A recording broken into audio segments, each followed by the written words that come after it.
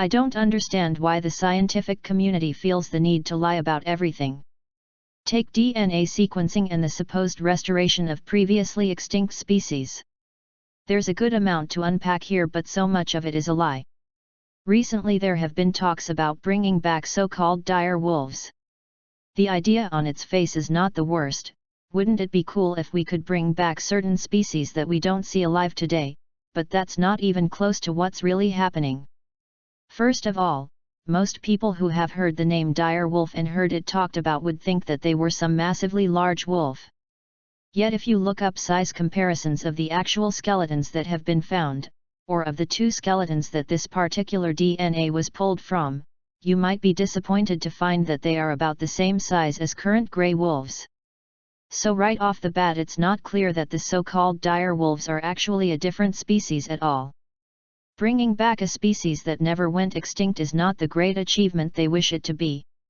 On top of that, even if it was a species that had gone extinct, which can only be claimed using the loosest definition of a species, the wolves they are producing now are not that original species. What they have done is genetically modified modern gray wolves using fragments of DNA they have extracted from two samples to create a gray wolf that may or may not share some traits of those older samples.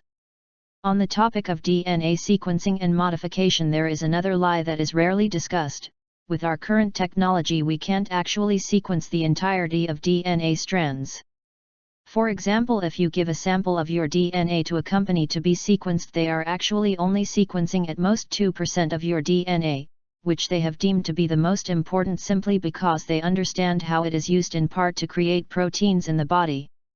The other 98% currently eludes them both in the ability to sequence and in really understanding how it is used by our cells. The prevailing theory for a long time, believe it or not, was that it was unused and unimportant. More recently they have figured out that actually some of it is used by mitochondria. Personally, I wish they would simply admit that the exact function of the majority of our DNA is still something we need to discover and stop pretending to the public that they know everything or that there aren't large gaps in our ability to sequence even the 2% whose function we think we understand. With these wolves they are messing around with their genetics to produce a result which they don't have a good way to verify, as they can only guess at what these DNA pieces do, and claiming that it's some long-lost species. At best it is still just a wolf. Don't get me wrong, I think wolves are cool, but just because some lonely grave digger thought the bones he found were dire doesn't make it some great discovery of a new species. The truth is, if you took a modern gray wolf that had recently died and fossilized its skeleton, those same archaeologists would be unable to tell you the difference between it and the actually old wolf skeletons they found. This extends to all sorts of old animal remains, whether fossilized or frozen. Consider the woolly mammoth. By the name, and by all the artistic representations in films, you would probably think that they were large beasts much bigger than modern elephants and covered in hair. Both of those assumptions, while reasonable, are wrong. So-called woolly mammoths have all been smaller than average adult African elephants of today. They are also not particularly woolly. All modern elephants have hair, though it is sparse and usually quite short. The woolly mammoths have the same amount of hair as modern elephants, just as sparse, but it happens to be longer. You might find that disappointing. I sure did when I first learned that. You can look up pictures of the actual woolly mammoths that were pulled from the ice in Antarctica and see for yourself. Not woolly. Not mammoth, at least when compared to a modern elephant.